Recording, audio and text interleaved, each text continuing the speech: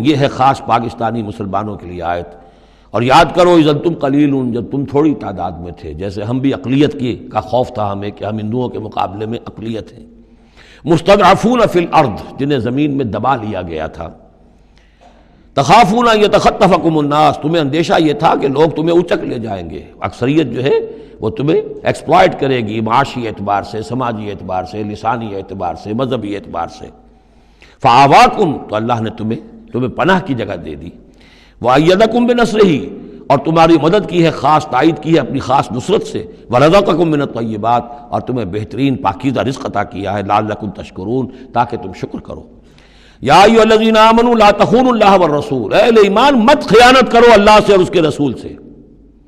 ایمان کا دم بھرنا اور پھر اس کے دین کو، اللہ کے دین کو مغلوب دیکھ کر بھی اپنے دھندے، اپنے کاروبار، اپنی جائیداد، اپنی ملازمت، اپنا پروفیشن، اسی چکر میں لگے رہنا، اس سے بڑی خیانت کیا ہوگی؟ بے وفائی ہے، غداری ہے، خیانت ہے۔ لا تخونوا اللہ والرسول، اللہ اور اس کے رسول کے ساتھ خیانت نہ کرو۔ وتخونوا اماناتکم وانتم تعلمون، اور نہ ہی اپنی آپس کی امانتوں میں خیانت کرو۔ سب سے بڑی خیانت تو اللہ کے ساتھ خیانت ہے۔ سب سے بڑی وہ امانت جو اللہ نے اپنی روح تم میں پھونکی ہے، اس کا حق اگر تم ادا نہیں کر رہے ہو تو سب سے بڑی خیانت یہ ہے، جس کو کہ فرمایا گیا ہے سورہ احزاب میں، ہم نے آسمانوں پر، زمین پر، پہاڑوں پر پیش کی۔ اِنَّا عَرَضْنَا الْأَمَانَةَ عَلَى السَّمَاوَاتِ وَالْأَرْضِ وَالْجِبَالِ فَأَبَيْنَ أَن يَحْمِلْنَهَا وَأَشْفَقْنَ مِنْهَا وَحَمَلَهَا الْإِنسَانُ، تو بہت بڑی بڑی امانتیں تمہارے پاس ہیں، دین کی امانت ہے، قرآن کی امانت ہے، شریعت کی امانت ہے، یہ سب امانتیں محمد رسول اللہ کی ہیں۔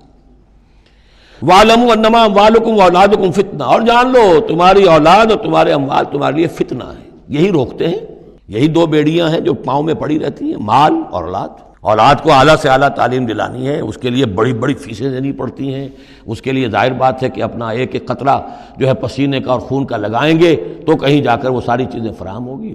آدمی کھپ گیا اسی کے اندر، اولاد کے لیے یا مال کے لیے۔ پھر کہاں سے وقت لائیں دین کے لیے، اور دین کے لیے نصرت کے لیے کہاں کوئی رمق جسم کے اندر باقی رہ جاتی ہے۔ جان لو کہ تمہارے اموال اور تمہاری اولاد تمہارے لیے فتنہ ہے۔ فتنہ کہتے ہیں جس پر کسی کو پرکھا جائے، کسوٹی جس کے اوپر پرکھا جا رہا ہو۔ وَأَنَّ اللَّهَ عِندَهُ أَجْرٌ عَظِيمٌ، اور یقیناً اللہ ہی کے پاس ہے بڑا اجر۔ یا ایھا الذین آمنوا ان تتقوا اللہ یجعل لکم فرقانا، اہل ایمان اگر تم اللہ کے تقوی پر برقرار رہو گے، تمہارے لیے فرقان، ایک کے بعد دوسری فرقان آتی رہے گی۔ پہلا فرقان تو یہ آ گیا ہے، یہ فتح جو تمہیں دی گئی ہے۔ وَيُكَفِّرْ عَنْكُمْ سَيِّئَاتِكُمْ، اور یہ کہ تمہارے سے تمہاری جو کمزوریاں ہیں، برائیاں ہیں، وہ اللہ تعالیٰ دور کر دے گا۔ وَيَغْفِرْ لَكُمْ، اور بخش دے گا۔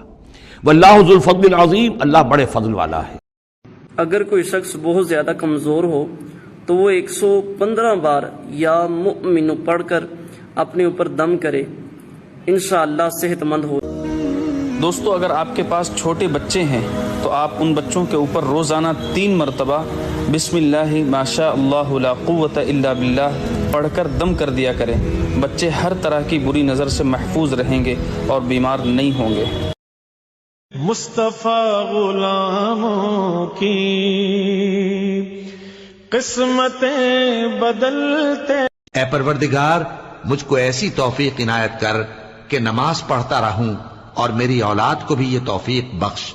اے پروردگار میری دعا قبول فرما۔ اے پروردگار حساب کتاب کے دن میری اور میرے ماں باپ کی اور مومنوں کی مغفرت کی۔